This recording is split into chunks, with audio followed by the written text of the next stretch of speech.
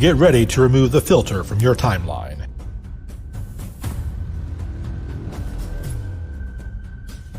Get ready to break the censorship of social media.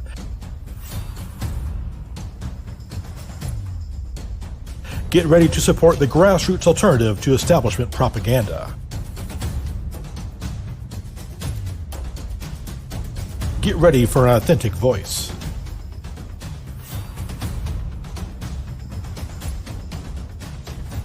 Get ready to resist cancel culture.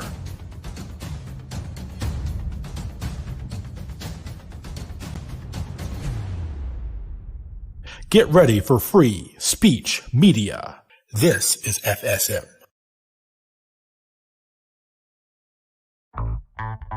From the heart of trucker America, my boy Reed Coverdale, host of The Naturalist Capitalist. As the left becomes less religious, they become more statist. And as the right becomes more religious, they still become more statist. Whenever you add government, you by default remove community. But it actually starts with Bush, right? Like in 2006. That'd be the most satisfying, like, chair shot, ka-chung. And I have no intention of keeping any promise that I make. The radical messaging is almost more pragmatic sometimes. It's bad that the state is as big as it is.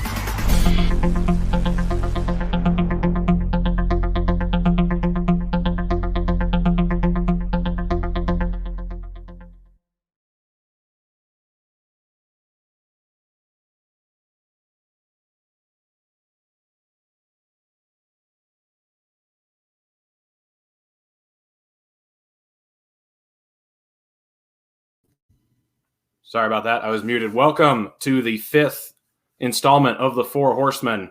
I'm glad we've made it this far without getting banned. But as always on the show, we've got my good friend Eric Jackman. How you doing, Eric? And I'm proud to be an American. At least I know I'm free. We named her Sarah the Eagle after that hot piece of ass, Sarah Palin. Give Daddy a kiss.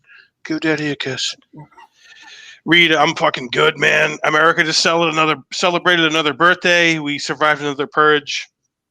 I'm psyched to be here. We're going to let it rip tonight, brother. As always.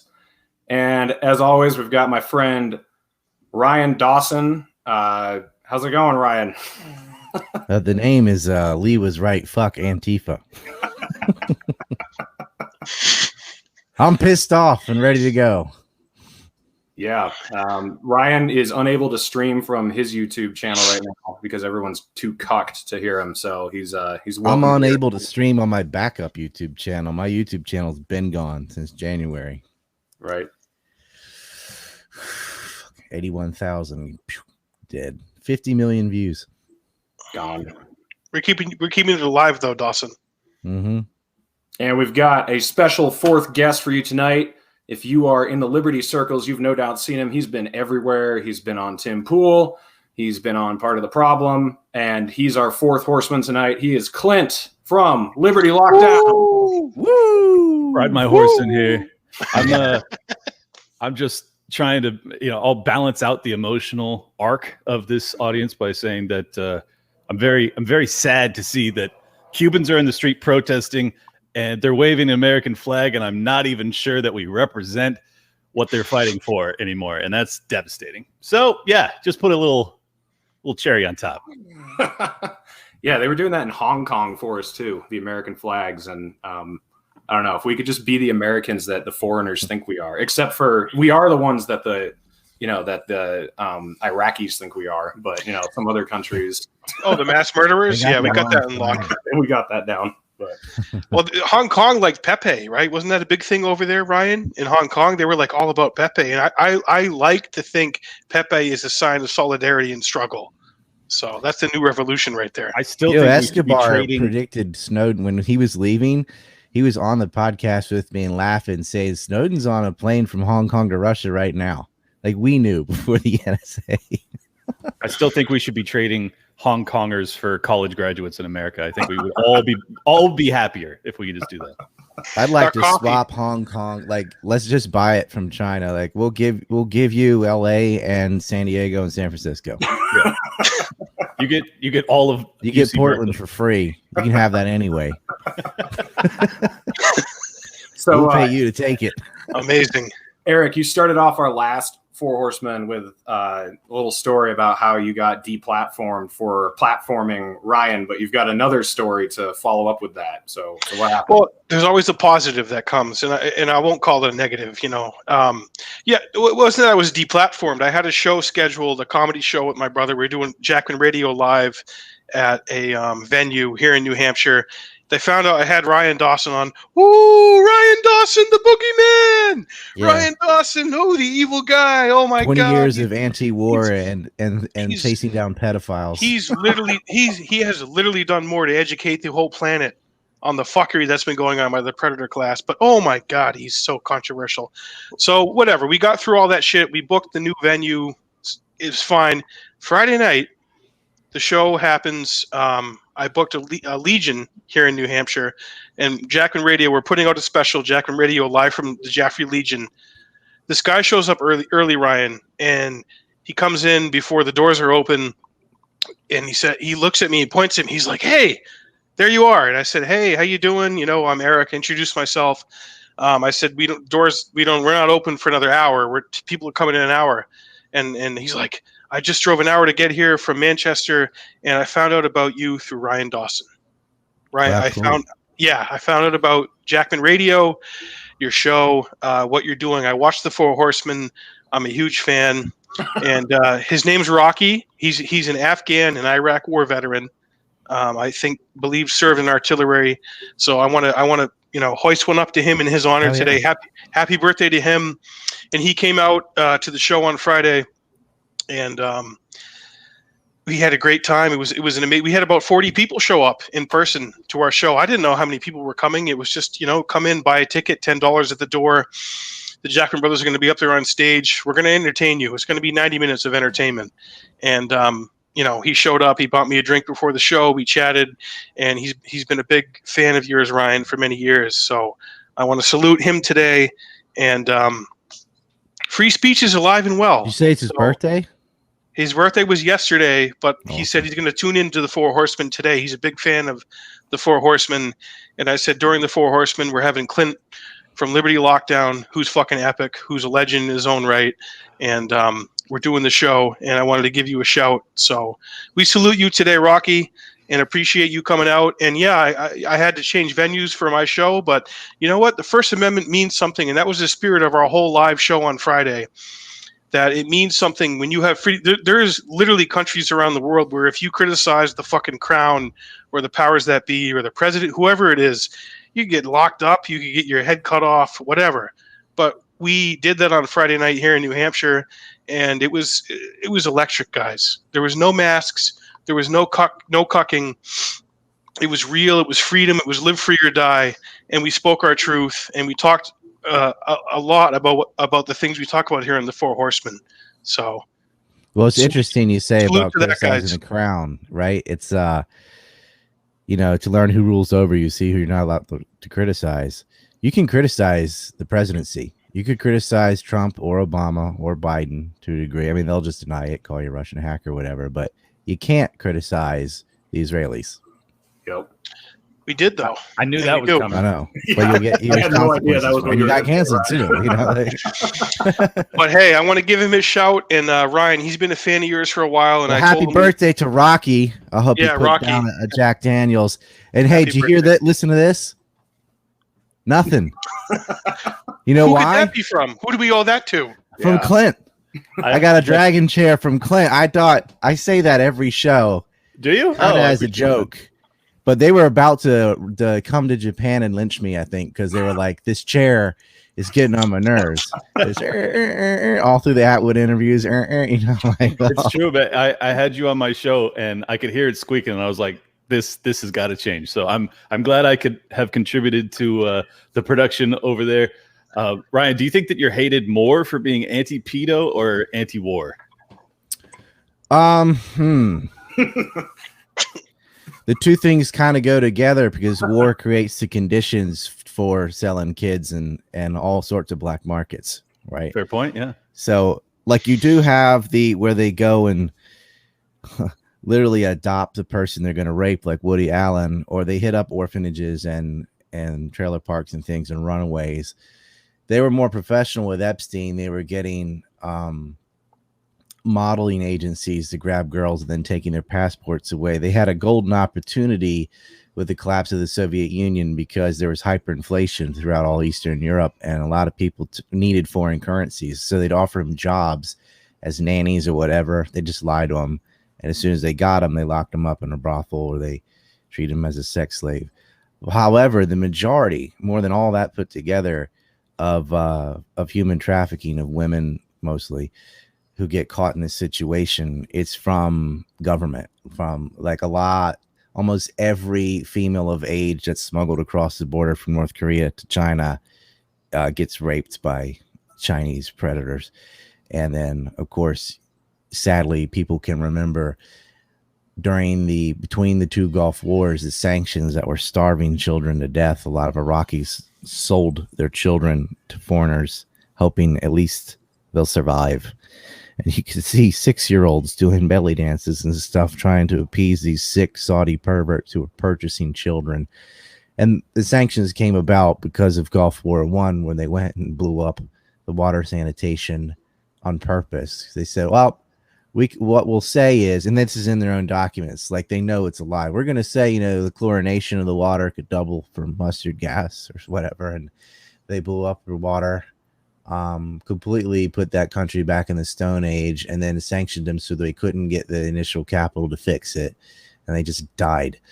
And people sold their children. So I mean, I think war is worse than rape, but as far as the censorship goes, they really doubled down when I started chasing Epstein. And I don't think it's which one's worse. It's that I'm specifically targeting the billionaire donor class, which is the same people that drag us into these wars in the first place. Yep. And people find out, yeah, guess who's behind human trafficking on scale? Same people and same states, actually, because these are not individuals that are just rich perverts that created a rape ring on their own. These are governments. The Saudi government, the royals, the Israelis, they create blackmail rings on purpose. That's how they control people. You can't control very wealthy people through bribes. You have to be umpteen magnitudes wealthier than somebody to be able to bribe them into. But you can blackmail anybody wealthy, because they got everything to lose.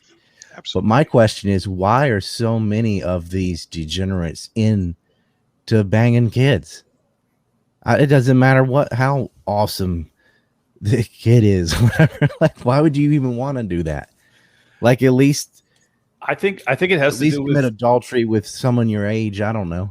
I think it has to do with the disposition necessary to get to the top of the hierarchy at that level. Like, you get to a point of being like, I have everything. I am all powerful. I'm omnipotent.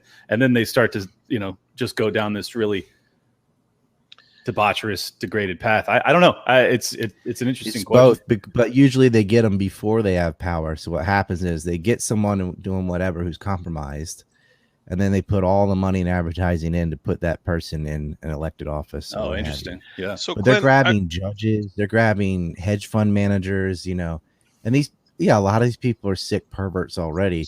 Like, before Epstein or any of that, there were women working at Bear Stearns, where he worked, who had been complaining about their boss changing clothes in front of them and just all this crap.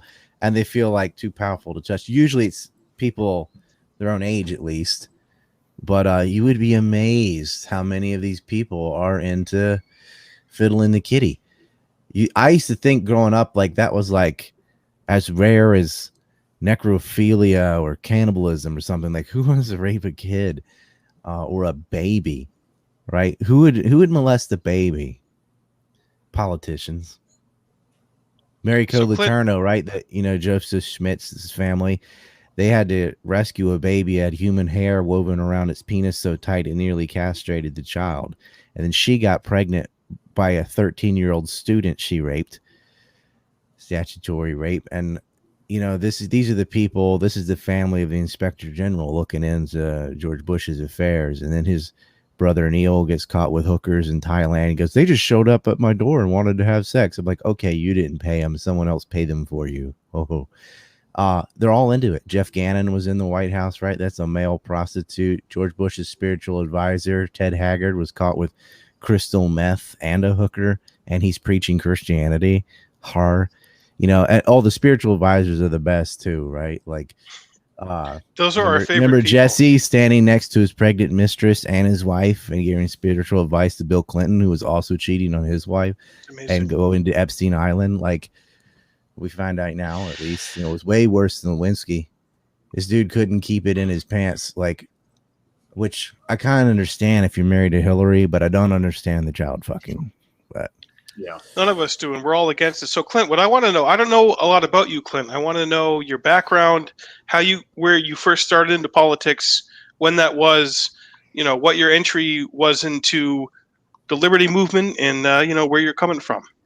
I'll be quick because I think people probably are familiar with some of my background, but I'm second-gen libertarian, and my dad ran for Congress in the 90s as a libertarian, and I became an entrepreneur when I turned, 30 or so. I stopped working for my family business, started my own mortgage brokerage, and over the preceding 7 or 8 years, I ended up making enough money that I could essentially consider myself retired. And then the lockdowns hit, and as a fiduciary for my investors, I could no longer, in good conscience, lend in this environment.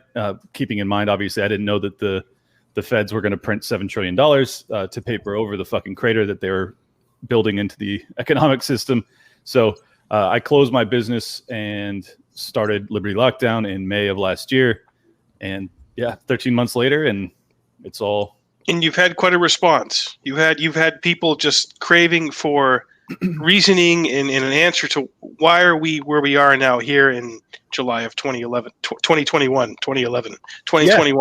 Yeah, I think I funneled in the visceral rage that many people were feeling over the lockdowns, and it was really, I wasn't trying to grab that audience. I that's just how I felt, and I think a lot of people were like they were seeking that same emotion, and not a lot of people were delivering it. So that's how I got to be here, and then I don't even know how it's possible, but I ended up on part of the problem and Timcast IRL and a bunch of big shows. That now I'm on the Naturalist Capitalist, fucking putting all these fools to shame. I mean, it's unbelievable. Well, now you're on the Four Horsemen. So who are your early people that were an inspiration to you, and someone that said, "Hey, there's another way to look at government." 20 years on this, I can't get on Timcast. I know. I've made books, films, radio, all that. Pretty much explain 9/11 and Epstein. They're not going to get near me though. No. I think you're a little too hot to handle, Ryan. But that's why I sent you a chair, because I appreciate what you do, whether or not they do. I think you're awesome. I'm glad you got on there. I'm glad Horton got on there too. Yeah, no, I was on part of the problem. I don't know if he knew what he was walking into. Well, Ryan, believe it or not, man, you inspire everybody who gets onto some big platform. They've listened to you, Ryan, whether they want to admit it or not. And we're not afraid to admit it, because your research is fearless, it's bold, it's courageous, it's based, and it just points to the evidence and the documents. But Clint, who were your early inspirations? I mean, who were some people that you looked up to coming up as a kid, or a young adult? Like who were some people that you stood on the shoulders of?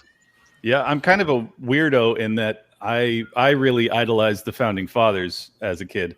So there wasn't many modern political figures that I appreciated at all until Ron Paul came into my purview. I knew of him in the early 2000s before he ever ran, but I was too young for his 88 run. So I knew a lot about him prior to his 08 and 12 runs. And I think that was the moment that I felt inspired that our belief system could actually find popular support. And up until that point, I felt as if there was absolutely no hope for that. And then obviously after this past year, I lost that hope again because of lockdowns. But my hope is that if Dave Smith decides to run, that he can kind of reinstill that fire into this fucking movement and see if we can actually do something here. Because I'm of the belief, and I'm not a collapsitarian, because collapsitarians usually want there to be a collapse, but I am, a deep economic analyst, and I'm very concerned about the trajectory of the country and the economy, both in terms of economics as well as just social framework. And I think that if we don't find a way to galvanize liberty-minded people over the next few years, it's going to be hell. But NBC said inflation's good. Yeah. I wanted to get your I want to just get your reaction to that, Clint. You must have seen that headline that the silver lining to inflation is higher wages or something. What do you think about that? Yeah, I think I tweeted out something to the effect of, if I have to explain to you why this is bullshit, don't ever comment on economic matters moving forward. And then I also said, immediately subscribe to my show. Because it's insane. I mean, it's the type of shit that you read and you can't even believe it. There was just a tweet today where the New York Times is talking about the revolts in Cuba, or the protests in Cuba, and they say that the people were chanting freedom and other anti-government sentiment. And I'm like, freedom? Like, this is the type of shit like where the mask completely slips off on accident, and you're just like, wow, they do understand. They do know what we're saying. Like, when we scream for freedom, we are actually screaming that we don't want the government anymore. Same thing with the inflation stuff. It's like, obviously, if you're having a serious currency crisis and inflation is rampant, yes, your wages might go up, but they never keep pace with the cost. Your prices go up too. Yeah, it's Kyle Rittenhouse, a white supremacist. Right. I tweeted they call out the Capitol riot white supremacist, and Charlottesville, all of it. I tweeted out that it's like cutting your sandwiches in half and saying it can solve world hunger. Like you have twice as much food if you cut your sandwich in half. Sort of same idea.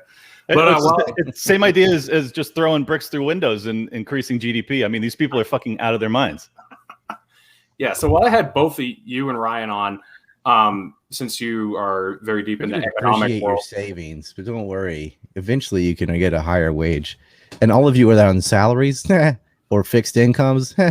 Doesn't matter. The elderly, everybody. Like, oh my God. I remember when Ron Paul schooled Bernanke on that. The Bernanke, we should say. There's a whole generation that missed the whole Ron Paul wave. God, it was so beautiful. I miss it. We got Glenn Jacob, I guess, who became mayor in Knox County, but there hasn't been a jolt for libertarians since Russell Means passed away. Well, that's what I want to do here. Let's bring that Ron Paul revolution back into liberty. Let's do it. Why are we ashamed of it? Why are we hiding from it? Let's not hide. Because the people that ran the LP for the past decade hate Ron Paul and all of his acolytes and everything he believed in and everything he espoused. They are fucking scum of the earth, and they're out of the party. Thank fucking God. Good. They can go fuck themselves with a cactus, as Ryan Dawson says. I don't know if you've heard of Ryan Dawson, but he tells people he doesn't like to go fuck themselves with a cactus. But that's what they can do. Let's bring this back. Let's make this a cactus and eat a dick. Let's mainline this back into liberty messaging. Let's make this part of our platform.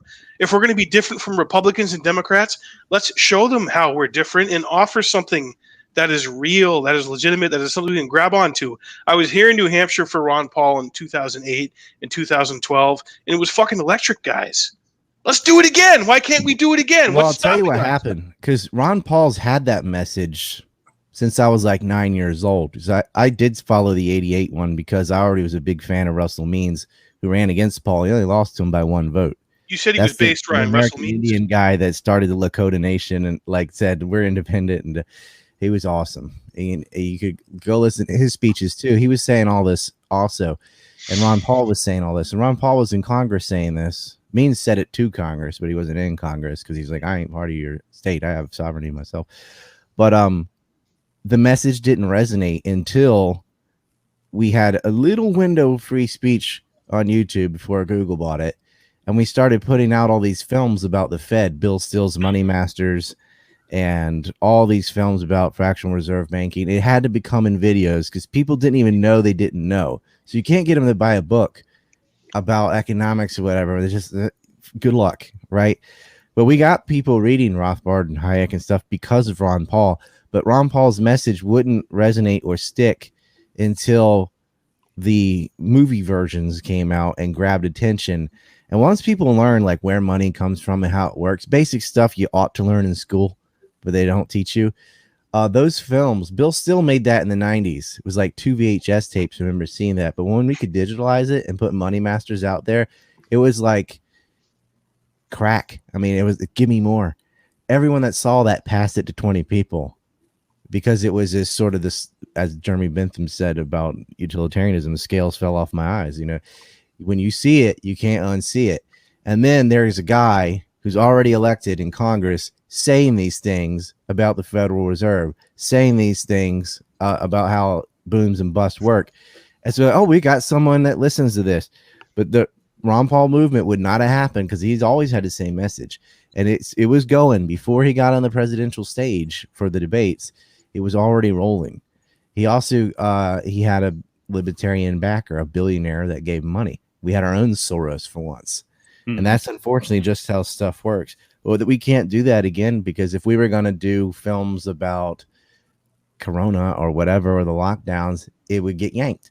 Everything's being censored now. Like, yeah, you can have a show and you have, 10,000 fans or less, whatever, because it doesn't really matter. Not really to them. But once you reach some certain threshold, they get scared and they'll demonetize you and they will smear you. Like they did Tulsi, like they did Paul. They said racist newsletters. Tulsi met with Assad and he's a dictator. Yeah. They'll call you, if you're white, or even if you're white-ish, they'll call you a white supremacist. If you're half native and they'll attack you financially, and they'll get rid of all your social media platforms for hate. So many people don't know that, Ryan, that you're like Native American, and that like fucking freaks them out. Yeah, but even if I wasn't, it shouldn't matter. Right, the message. No, it shouldn't. Talk about it more. But yeah, it is extra. Talked about it more, right? So, Clint, do you think? So, what do you think, man? What do you think? So, you want Dave Smith to be the Libertarian nominee, obviously. So, are you cool with him just essentially modernizing the Ron Paul Revolution message and putting it into what the platforms that are on social media and what we have to do? He does big appearances on Rogan, on Fox, on X, Y, and Z. Like, what do you think the strategy should be for that, Clint?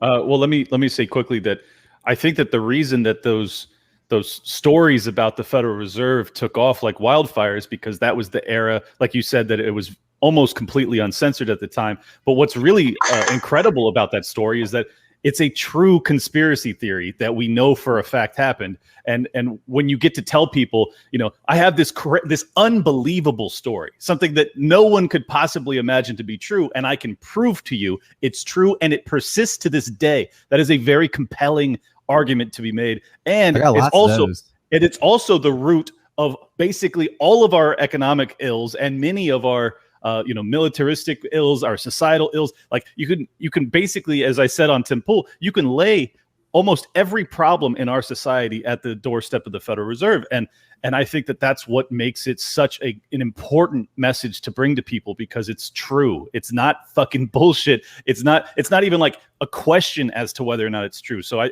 anyways, yes. So for Dave Smith's campaign, yes, I think we need to modernize it. The reason I love Dave is because he is in the mold of Ron Paul, but he delivers it in a more crass, brazen style, one that will be more appealing to the consumable, the youth that are disaffected.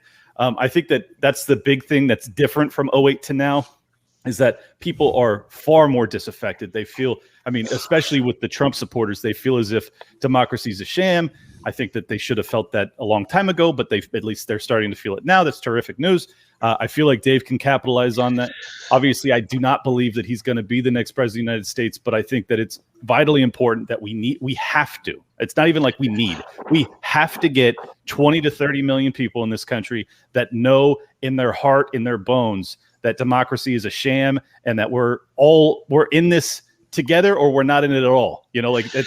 We come together and we galvanize amongst liberty-minded people somewhere in this fucking godforsaken country, or we all die. That's Reed, my pitch. I like that. Reed, how do you think we liberty-minded people get former supporters of the king to come to liberty, to come to Libertarian Party, to look at someone like Dave Smith? How do we do that? I have a lot of former Trump people that follow me, and Clint and you, and Ryan follows me a little bit, can attest that I am not nice to Trump at all. So I don't pretend that Trump was good. but I don't demonize people who followed Trump. That's so dumb. Like, you can admit that Trump was horrible, but that the people he was so much fun though. Yeah, he was so much fun, and you can point out the things you liked about him. You know, Dave Smith's fucking fun too, though. Yeah, it's weird though that the criticisms of Trump are all the silly identitarian nonsense stuff and not the actual bad things he did, because they don't disagree with all those things. Right. Same thing with Obama. They wouldn't go after him for the war and torture and drone strikes and all. It was like, oh, he's from Kenya and it doesn't have the birth certificate. Just dumb stuff. That's full retard. It is. But there is a lot retard on the Trump stuff too. Like, he's a racist, xenophobic, bigoted. Like, no, he isn't. So the strategy, Reed, to peel them away and bring them towards liberty, as you were saying. Well, I think Ryan's right. Is that a lot of them agree that if you point it out, like, hey, you know, you thought he was this, but this is what he actually did. They're kind of like, yeah, you're right. I mean, if you don't go after the stupid bullshit like he's saying that all the media focuses on, you just say, look, this is what we actually need to do. This is what he said he was going to do. And if he'd actually done it, it would have been great. And most of them hear that and they're like, yeah, you're right. You know, that. Primaries, Trump would have been awesome. Yeah, it would have been way better. He did 10% of the stuff he promised, but there was the whole media establishment was against him before he got his foot in the door. Oh, I won't lie. I was screaming for Trump during the primaries. I backed Rand Paul. He fucking flamed out in Iowa. It didn't happen. And then before he got to New Hampshire, he dropped out. So I'm like, Jesus, what am I going to do? And I'm like, just for chaos, I'm rooting for Trump. I'm like, fuck it. fuck the rest of those guys in the Republic. Fuck Christie. Fuck Rubio. Fuck Kasich. Any of those clowns. Just give Trump the Republican nomination, because I know he's not going to win. I think the pack shot, because if Rand can stick on Fauci and really nail him for this, stay in the Senate. But he could have the presidency easy if he would slam Fauci and prove like you about gain of function research. I don't know what I'm allowed to say on YouTube or not, but y'all know what it is. If he could do that thing about that topic, about the thing we're not even allowed to talk about, like, that's how stupid it is. The world, not just America, like the world gets behind that. Like, these are the people responsible for creating this monster, literally opening Pandora's box. On that issue alone, he could be fucking king of America. I think if Rand Paul won the GOP nomination, I don't think Dave Smith or Justin Amash would run for president anymore. I don't really think. I mean, if he actually won the GOP nomination, he's the most libertarian Republican in the Senate. I mean, Rand Paul, say what you will about him, man. Fucking with Brennan, the drones. Oh, he's good on a lot of stuff. I mean, he's done amazing stuff in the Senate. You get to take the good with the bad, and he got the ear of the king. He got to golf with the king. And I know, Reed, you and I have talked about this privately. Like, wow, how fucked up is it that like Rand Paul and maybe Tucker Carlson thwarted all-out war with Iran? Yeah, and you remember that, Clint, right? When like we fucking. That, you know what? And my brother and I say this, Clint. When the king drone bombed Soleimani, in the whole 48 months that he was president, that was the most worried I was about anything. That was the most concerned, the most worried I was. I mean, how did you feel about that when he fucking killed Soleimani? Well, I would say that up until that point in his presidency, that was the biggest concern I had about Trump. Right. But him allowing and endorsing the lockdowns and supporting Fauci and all of his dictates, that was where he completely lost me. But I will say I was extremely concerned about World War III starting with the bombing of Soleimani. I'm very grateful that it didn't go that way. I think that we kind of dodged a bullet there, and it easily could have gone hot. But I think that's the one thing about Trump that I liked, is that he always averted. What's that? I said, made you pay attention. Well, no. I mean, he always made me pay attention, but no, excuse me. He always seemed to avert the all out wars. Like, he would talk and he would bluster. He was open to whatever they're called, targeted strikes, which is basically just, flowery words for bombing people. But he was assassinations. He seemed interested in not having all out wars, and he seemed interested in ending some wars. So for that reason, I liked him. But I wanted to say real quick, the reason that I think that Dave has a real shot is that there's a cult of personality behind Trump that is really, like, if Trump were to implement, if he were to run again and he were to implement ending the Federal Reserve, ending all the wars, like if he were to just become Ron Paul, but in the Donald Trump package, the MAGA folks would get on board. 100%, I believe. So Dave has the capacity to do that because he actually believes those things. Trump doesn't actually believe any of those things, but if he sees Dave doing it, maybe he'll implement it. I don't know. So I'm just thinking that we can try and course correct this thing, because I really believe if we don't end the Federal Reserve, we are going to have a Marxist revolution in this country. Like, it's coming. The fucking clock is ticking. It's been ticking for a long time, and it's kind of happened on the West Coast already. True. Right. So they want the California model for the rest of the country. I live in California, brother. That's why I'm so nervous. Getting the message out is more important than winning a particular seat or not. Yes. Right. Yes. Changing people's philosophy, or getting them to have a philosophy, or at least change their ideology through information, is more important. Is it? Because we need to get rid of all these people.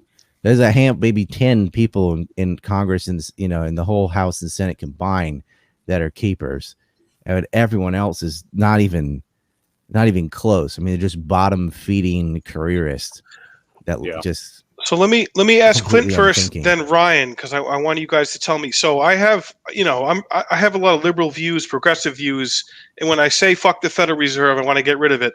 They say, what replaces it? So, Clint, tell me what happens if we get rid of the Federal Reserve. Clint, tell me what happens if we get rid of the Federal Reserve, what we do, and then after him, Ryan, tell me your take. So, Clint, what happens if we get rid of the Federal Reserve? Other than having an erection that won't quit. I mean, this is for normies and like fucking people who don't know what. Yeah. I mean, there are a tremendous amount of alternative currencies that we could be utilizing. You could have a cryptocurrency that's backed by precious metals. You could just have a shift into Bitcoin if that's the winner of the cryptocurrency race. You could obviously go back to some sort of utilization of gold and silver, or you can just have fiat currency that is backed by and exchangeable for precious metals, or even cryptocurrency. I mean, you could come up with a ton of different things. The reason I don't spend a ton of time focusing on what comes next is simply because there is no populist support for this. There is no major political figure that is galvanizing the people that identify this problem and motivating the plebs that don't understand why they're being robbed blind for the past 100+ years. Thank you. Like, you need to have a populist movement that demands this, because without it, it'll never come to pass. But yes, there would be, and let me also say, for people that are concerned about an economic collapse if we were to end the Federal Reserve, I think you're correct. But I'm telling you, it's going to be way worse if we don't bring it about by our own volition. We have to direct it, because if we don't, it's just going to be a bubble that gets to the point of imploding the entire global economic system. So I'm going to cut in here quickly. I wanted to ask you, Ryan, I saw your appearance on Josh Smith's show the other night, Break the Cycle, and you were talking about the petrodollar and how most of the fascination with that is bullshit, and that is mostly has to do with Israel and Saudi Arabia. So would you just flush that out a little bit? By the way, trad wife made me a sandwich. She's getting a drink. That's what you want to get a good woman like that. Can I answer Eric's first and then do yours, Reed? Like, so as far as ending the Fed replaces it, I always say happiness. But for normies, well, look, you follow the Constitution. There's absolutely no reason to have some middleman that you borrow the money from and pay it interest when you could just have the Treasury make money interest free. But you also want to have competing currencies. Like, you don't have to pick gold, silver, digital, whatever. You just let them all. They're all just, you have competing currencies. That's fine. And you don't have to pay interest. Like, if you're going to issue new money other than coins, which are from the Mint, into the money supply at interest, then you're always going to owe more than what is made. So it's a game of musical chairs. You're never going to be able to fix that. And you're going to have limits if you get rid of the interest, at least, which we saw in, no one likes this example, but in the German miracle, one of the reasons they were able to pull things around despite all the other bad decisions they made is they got rid of usury. They stopped, creating money at interest. It's that simple. It's what we used to have. We used to pay off the national debt. That's something presidents used to do. And now it's impossible because we're spending trillions. It actually, if we ended our imperial escapades, that's about $1.5 trillion a year. Just by not blowing up brown people, that would be part of it. But there's a lot of things we could cut without having to have too much austerity, because the amount of government waste is mind-blowing. Yeah. There's a lot of departments you could just get rid of. We don't need a Department of Education.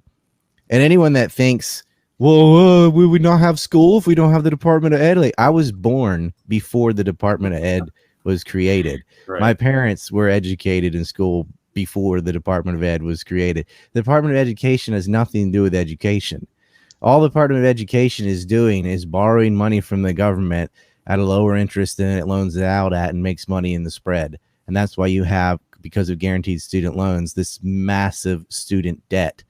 That's probably over $1 trillion. You could save that. Just get rid of the Department of Ed.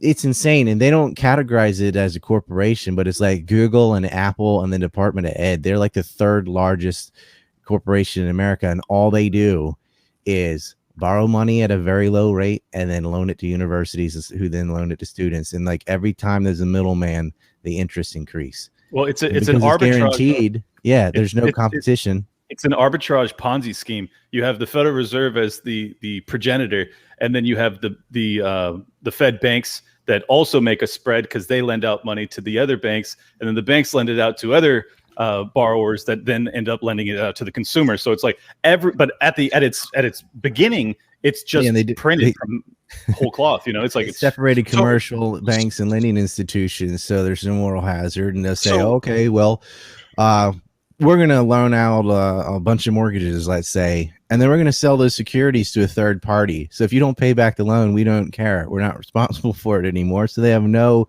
interest in giving responsible loans, because if there's no consequences for bad loans, they're going to make as many loans as they can. And they had the rating agencies lie to the parties that bought up the securities and the CDOs. They didn't get normal insurance. They said, oh yeah, we're going to have credit default swaps. So we have multiple parties getting insurance on the same property, which is insane. I wrote all about that. I made a book about this called The Separation of Business and State. Like, just there's an audio book, so I can read it to you in your car or whatever. And I give examples that are not full of economic jargon. Imagine having Ryan's voice in your car in the morning, the first thing you wake up. You can get it. You can download the audiobook from my site, and you get your Dunkin's coffee. I explain, but not just the banking. I explain how the government messed up everything from the MIC to the mail. I want Eric as Jesse Ventura to read Ryan's book. That's how I want this delivered to me. Well, first of all, Clint Eastwood's one of my favorite actors. I look at him, I see the flag. He's American. I like him. I like what he's saying. I like what he believes. I believe in what he believes. Bring a chair to the communists. Let's do it.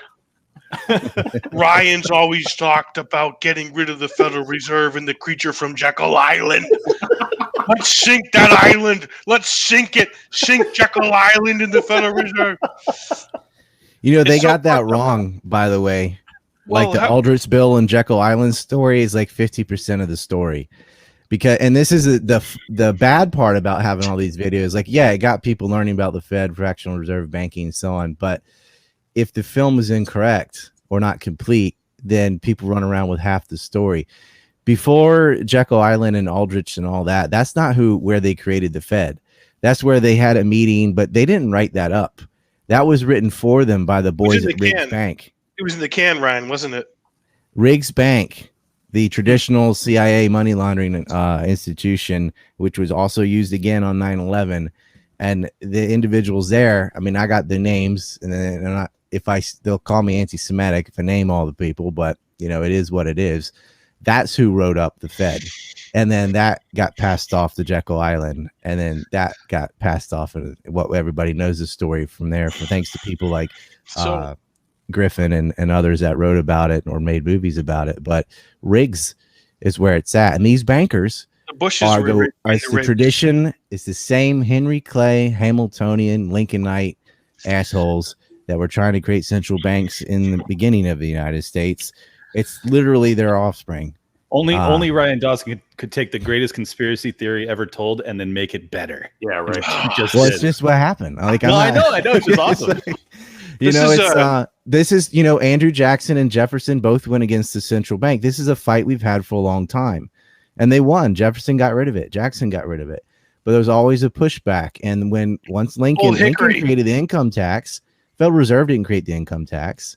Abraham Lincoln created the income tax. You're going to look it up. He not only did a 45% tariff on exports, but he created the first income tax in the United States. Jefferson got rid of all inland taxes. That right there, like, yes, he wrote the Bill of Rights with Madison, and he wrote the preamble of the Constitution and much of the Constitution. He wrote a version of the Virginia State Constitution, which had abolished slavery, but he couldn't get it passed. He did end the transatlantic slave trade, and he did end slavery expanding to the Northwest territories. They go, no, but he had slaves himself. Yes, he did. He inherited his slaves. His father died when he was 11. His uncle had lost 3 wives to childbirth and 3 children, and then had children with a slave. And Jefferson was buying her extended family so that they wouldn't get separated. He didn't even live with them. He lived in Williamsburg. They were in Monticello and Charlottesville. And where are they supposed to go? At that time, slavery's everywhere. So you release them, and they get captured the moment they step off your property by your neighbor. Like, he wanted to phase it out. And people that criticize the founders for like, oh, so and so had slaves, and so and so, they probably all didn't like homosexuals either, or Indians or whatever. You cannot take today's morality and foist that on people that lived in the 1700s, and think, oh, I'm better than this great man because, you know, I'm good on these moral issues.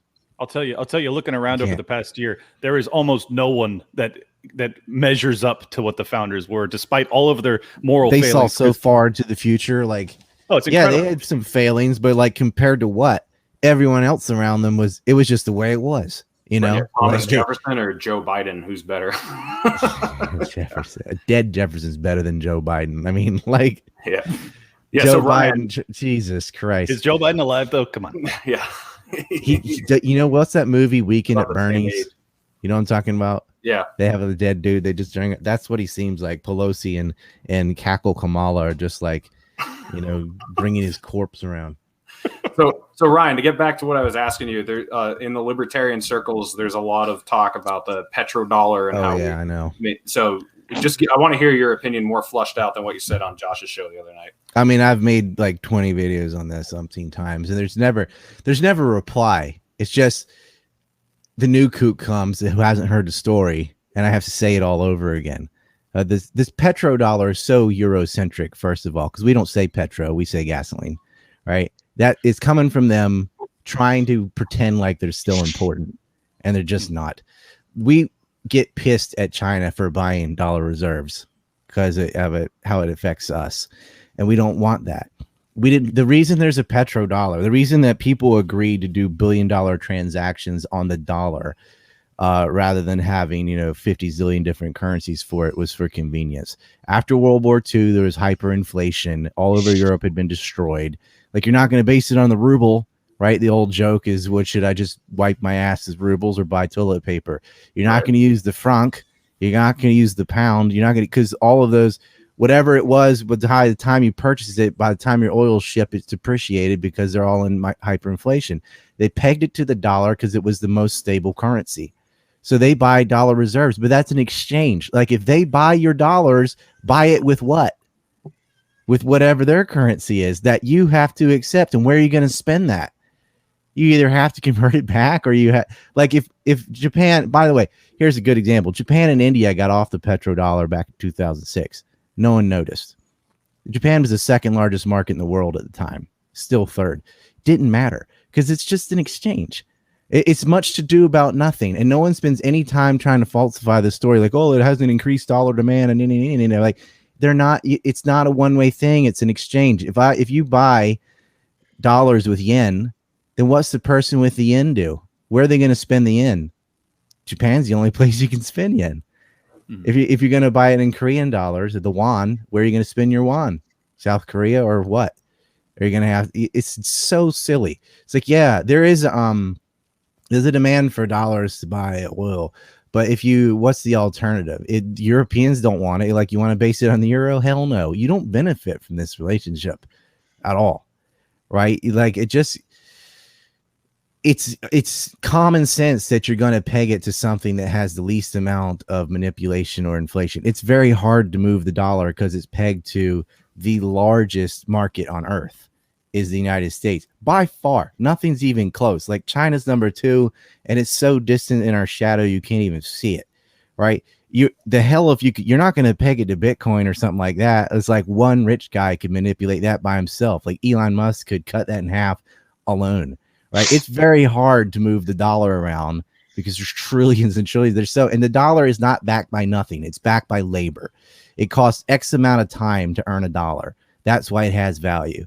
And they're like, oh, it's backed by nothing. I'm like, God damn it. Shut the fuck up. You don't know what you're talking about.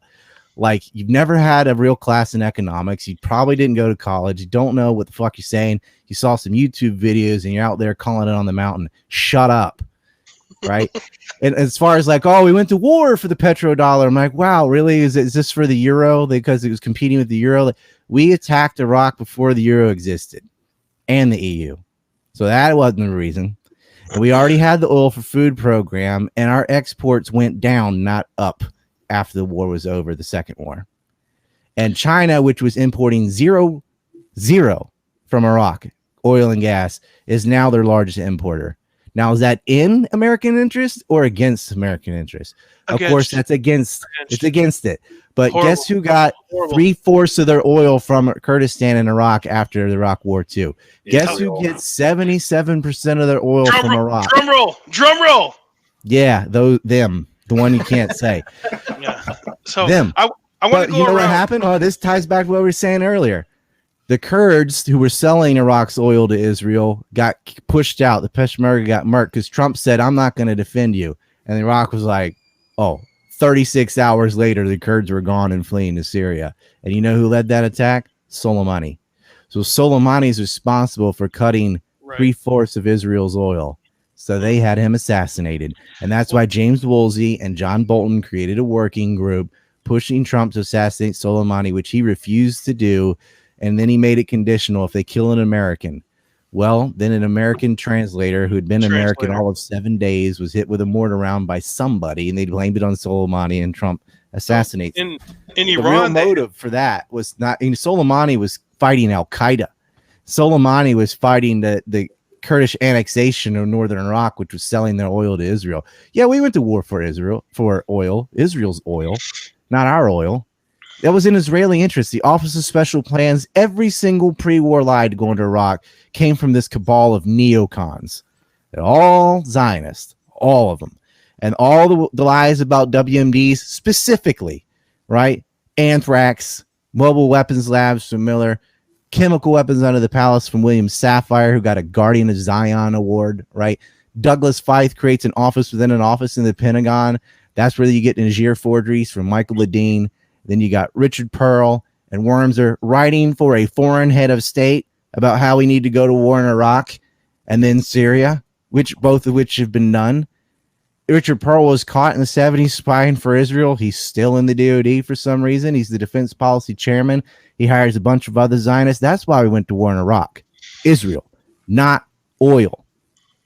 But the left is like, yeah, oil, corporations, man, because it fits their worldview. And it's, not our oil, though. We lost trillions of dollars, tens of thousands, because you got to include the veteran suicides, which are still happening every day. PTSD, torn limbs, blind people dead, coming back in coffins to invade a country that did nothing to the United States, wasn't a threat to the United States, didn't have any fucking weapons of mass destruction. They lied.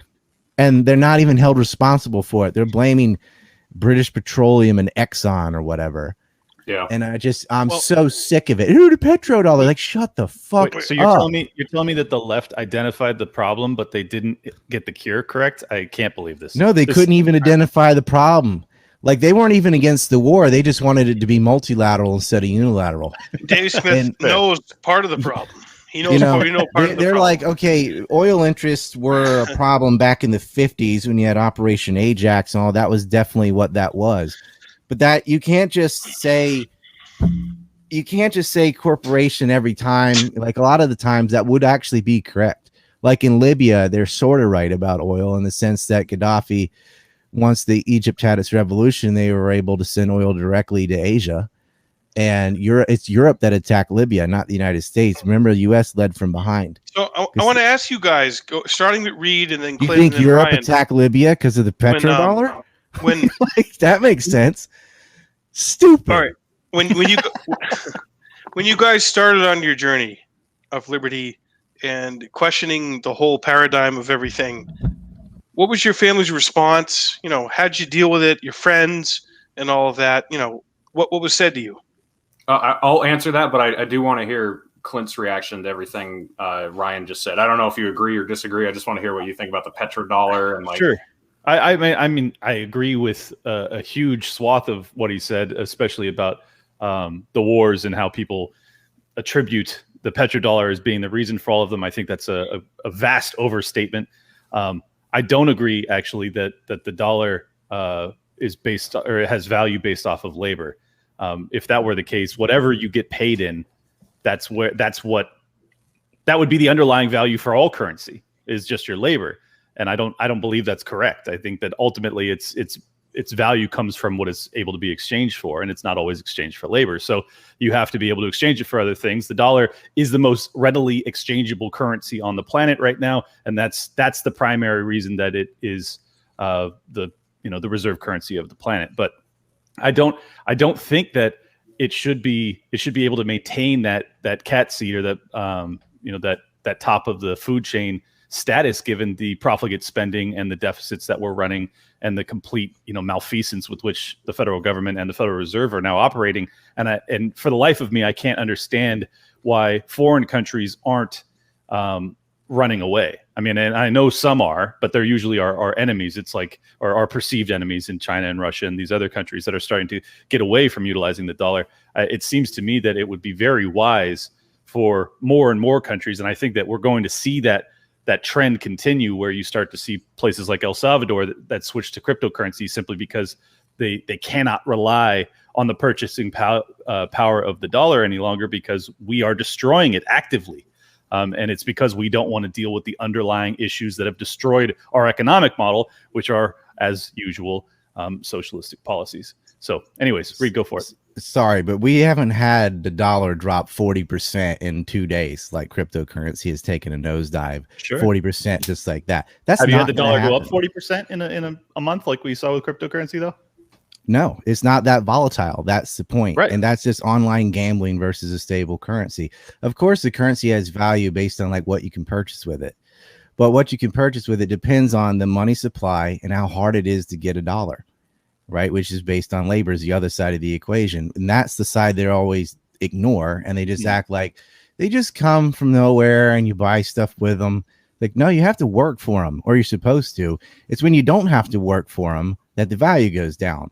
Like, if you're just giving it out, if they just print a bunch of money and pay government employees or whatever, then it gets devalued because you increase the money supply without increasing the labor. Then you have inflation. Yep. I don't disagree there. Yeah.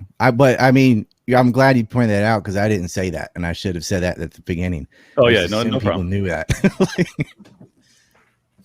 Yeah. So, yeah, man. Ryan, what do you think about Bitcoin anyway? I haven't really heard your opinion on online gambling. Not a believer. Not a Bitcoin maximalist. No, I mean, use it. You can, if you get in and out at the right time, you can make money. That's what gambling is.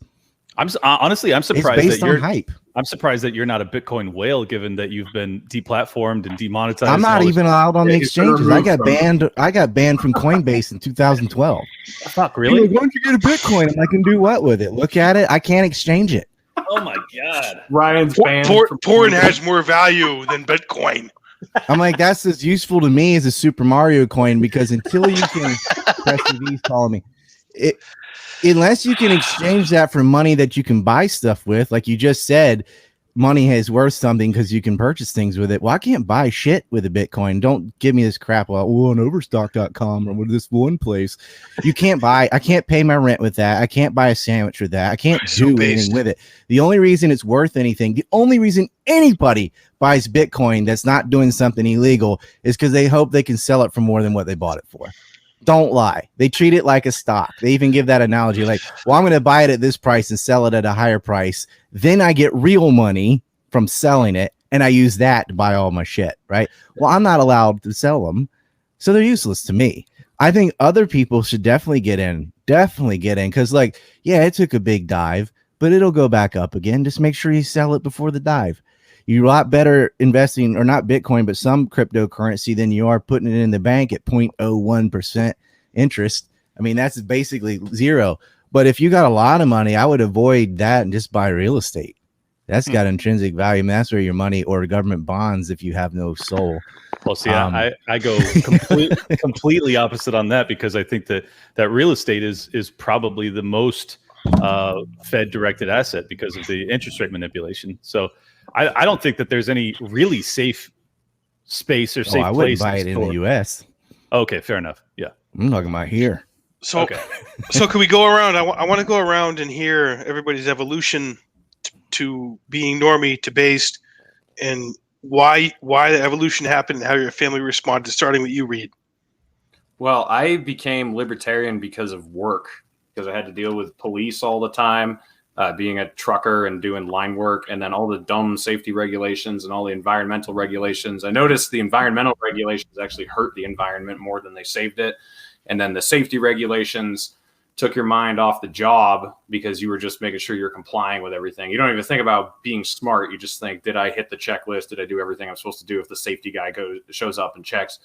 So that was my original, that was originally what pushed me in that direction. And then I started traveling. I went around all 50 states in the country, met different people, worked with immigrants, just kind of had my mind opened up. And I was like a cucked neocon Republican. I was horrible, but it was in like 2014, 2015 that I kind of changed to libertarian. Rand Paul filibustering John Brennan's nomination was the first political person I started paying attention to. And I don't know, my family was fine with it. They didn't really care. My mom and dad were they were pro-life Republicans. So they always voted the abortion ticket, but they were also anti-war. So they voted for George Bush the first time. And then the second time they still voted for him, but they hated him because they were just single issue voters. They've evolved on that. They wouldn't have voted for him now. They're anti, they've realized the bigger picture there. So I don't know. It wasn't that much of a shock to them, I don't think. Clint, you've been a libertarian all the time, so. Yeah, I was based since birth, brother. No, I honestly, I think I kind of got off the path after 9/11, just briefly, because I was so.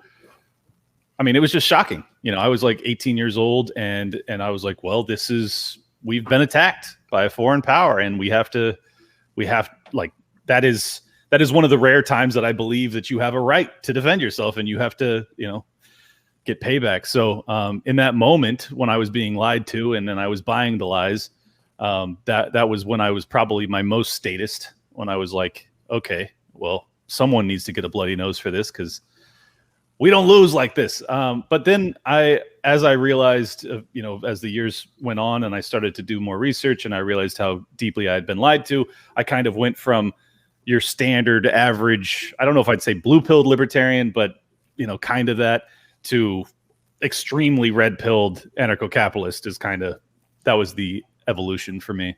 And as far as my family goes, honestly, I don't think many people knew what a radical I was until I started my show. So, right. People have definitely realized. Yeah, same here. I want to know what it's like when you're more shocked now. Yeah, when you guys go to like Christmas party, we go to parties, Christmas parties, get-togethers. It's like, oh, there are those guys. They want to talk to you about it. They want to ask you about it.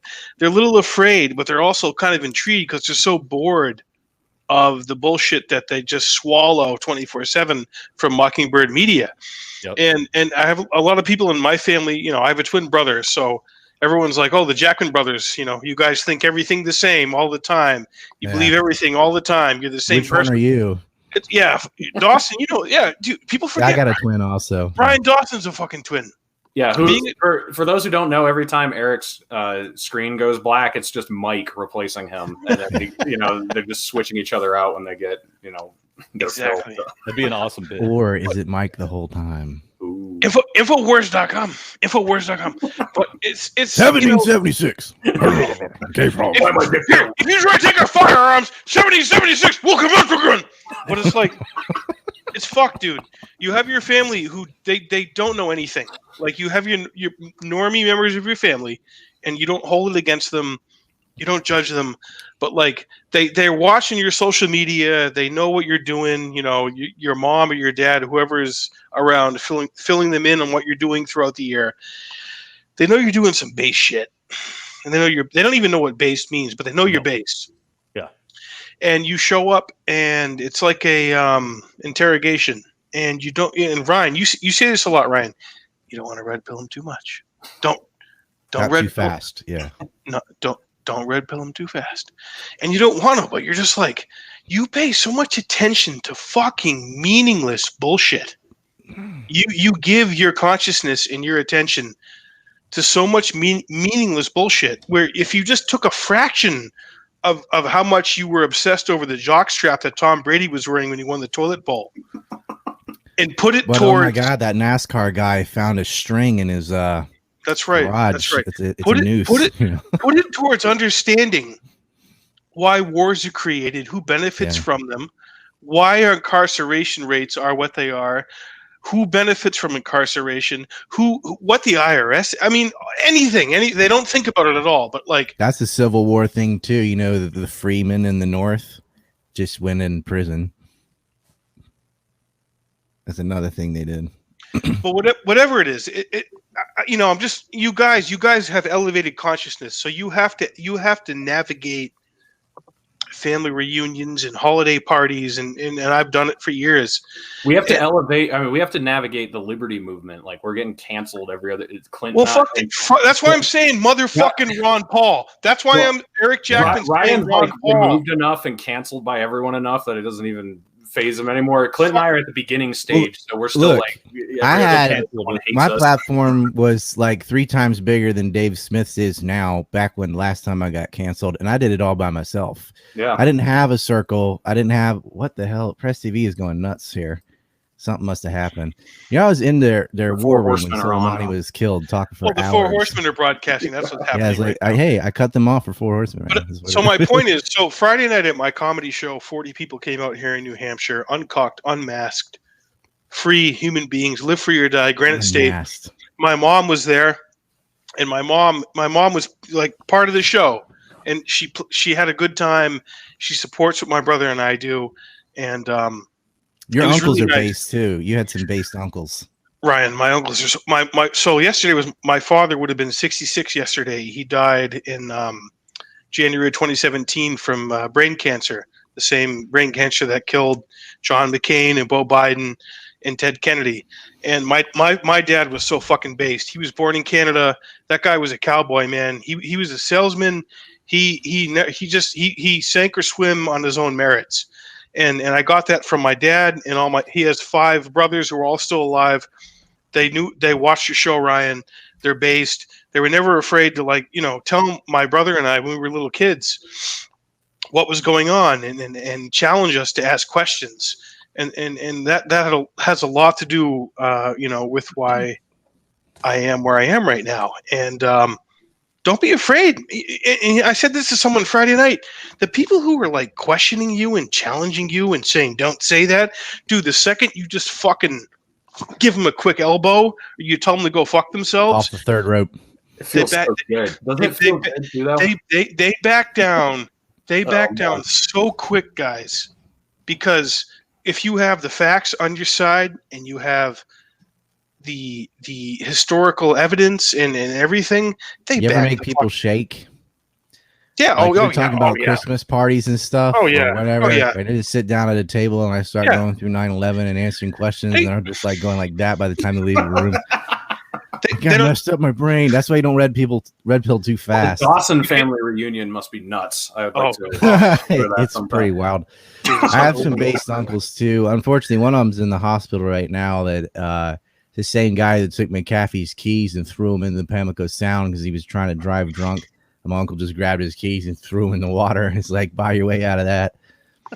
Yeah. Whatever that story is, it's based. So Clint, bottom line is like, what do your family think about your fucking success, your exposure, like what you're doing?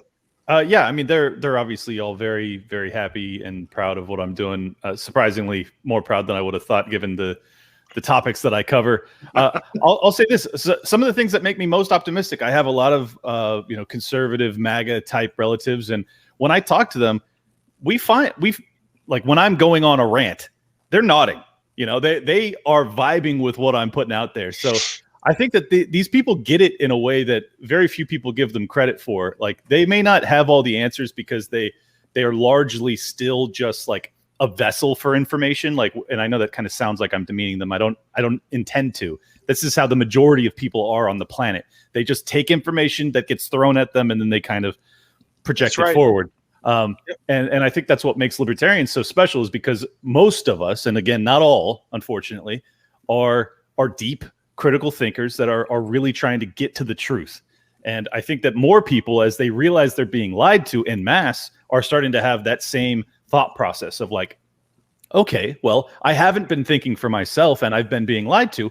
Maybe it's on me to start thinking for myself. So when I have family reunions, I get talked to more than anybody, because they all know I have the answers. They come to me and they're like, here's all of our problems. What do we do, Clint? And I try and give them the full bottle of Red Bulls. I'm not fucking pussyfooting around. I'm just like, take them all, have a seizure. I don't give a fuck. Like, let's get to the bottom. Clint, you're not afraid to be based. No. Yeah, but the liberty community has their cliques, and you've got to fit in with their cliques. And it's not just the loser brigade; it's other areas too. Like, if you talk to someone they don't like, all my fucking friends hate each other. There are people that I'm friends with that hate Ryan Dawson, and I don't give a fuck. There are people who hate Pete Quinones. There are people who hate everybody that I know. I don't give a fuck, and I'm not going to cater to you. How? First of all, Pete's based. He's based. Mega based. But you're right. You don't cater to that bullshit. That's petty. That divide and conquer fucking horseshit. We want to end the Federal Reserve. We want to end the IRS. We want to end the war state. We want to legalize drugs. We want to maximize freedom. If you don't want to do that, go fuck yourself. You're not fucking with me. Right? Am I right? Am I wrong? Am I right? Am I wrong? No, you're right.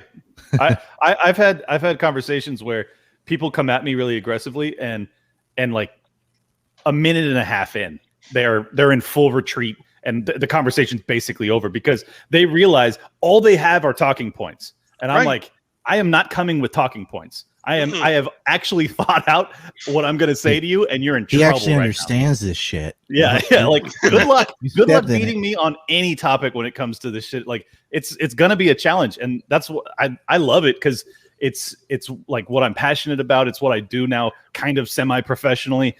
So I'm very grateful. And to Reed's point about the cliques and stuff, look, I love everybody in this movement, and I don't give a fuck if you're upset with me because of guests I've had. I honestly don't care. I love the passion regardless. I would encourage you to, when you start to get into conversations about deplatforming or platforming people, and do you want to be this cancel culture that we've been fighting against? Like, Right. do you genuinely ask yourself that? Because if you're okay with that, then proceed. I don't care. But if you actually hate cancel culture as much as I thought we all did, what are we doing here? Why can't we have a conversation with someone that has a terrible idea? You're going to be uncomfortable. Yes. Get used to being uncomfortable, you fucking cunt. Yeah, I mean, that's what I want to say has to a terrible people. idea that you don't speak to, Fucking you don't cunt. listen to, and you don't read. Oh my God, you were made uncomfortable by somebody on my YouTube show? Oh my God, let me get the tissues for you, you fucking cunt. Well, here's what happened. 99% of the time, they run, right? They talk shit and put the fingers in the ear. But anytime I can corner somebody, I'm like, why don't you Skype me? Let's have a debate. If you want to, He's so based. Like, there's this leftist who is also on Tim Pool. He goes by the Moinker Destiny. His name is Steve. We had a debate, and that had to be really embarrassing for him because I just trounced him on everything. And he didn't know shit about shit. He's like, sources, I gave him the sources. I explained the Syrian war, all this stuff. And like, the left is totally unaware of how ignorant they are and the right. Like, you can't have those positions without being ignorant and or stupid. You just can't. Like, if you're supporting the Syrian war and Al-Qaeda, you're either immoral and don't care about people chopping heads off and all that, or you don't know what's going on, and you think Assad is the evil boogeyman that because CNN told you so or whatever. Watch that debate with Destiny and myself. It's still on his channel. I love the top comment because I think Destiny won the debate because he got a 2-hour free education. Hey Ryan, I did. And these people that they're like, I get called a racist, a Holocaust denier, like all this crap. I'm like, what the fuck is this? Like, come talk to me. Yeah. I've never said anything racist in my life, and I don't deny the Holocaust. Okay, like I didn't die. I'm right here. If you got a problem with this, ask me about it. Yeah. Instead of go, well, that's what I heard. Oh, that's what I heard. That's like, okay, Ron Paul has racist newsletters. Like, Ron Paul's not a racist, never has been. He's not a collectivist. You know, the alt-left and alt-right think exactly the same on that. They think of people as categories instead of individuals. Yep. Yeah. And that's the problem. I don't see that. I'm like, you're judging. So racist, anti-racist, you're judging people by race. That's what you're doing. Yeah. Like, I'm Irish, Dutch, and Native American with Korean, Japanese kids. Like, I don't even know what that is. Person. Yeah, to me, that stuff is so dumb. I feel bad even meriting a response to it, right? But they can't say what I'm saying about topic A, B, or C is wrong factually. So it's character assassination, and it's always identitarian crap. Oh, he's a this, he's a that. He's homophobic. I used to have gay roommates in my 2 years of college. Like the president of the Gay Student Union lived in my house. I have no problem with homosexuality or women or any race or religion. I don't care what someone's religion is or isn't or any of that. But that's the kind of criticism I'm going to get anyway, because people know that based on accusation alone, that's a conversation ender, right? Yep. You call someone a racist or whatever, and the need to go on a witch hunt is so huge, right?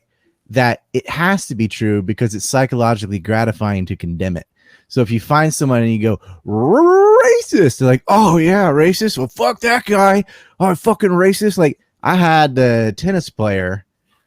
Her last name is Osaka. She's Japanese. Ryan, I do gotta interject. This is smear true. me on BLM and stuff on Twitter. That's why I lost my Twitter. I'm like, you don't know me. You never talked to me. Ryan, I do have to interject because this is true. Ryan only has a problem with gingers. Just had to read that one out loud. Well, everybody's got a problem with those things. Yeah, but a hot ginger is like, oh my god. So my ginger joking is because I'm actually red-green colorblind, so I don't know if someone's ginger or not. He's not sure. I can't see the orange or whatever. Ryan Dawson is colorblind. Breaking news at 11. Yeah. Reed, there's some super chats. What do you got for super chats? It's for me to be like, you fucking ginger. Like, I wouldn't know someone is a redhead until they tell me. Read some of them super chats. It's extra ridiculous.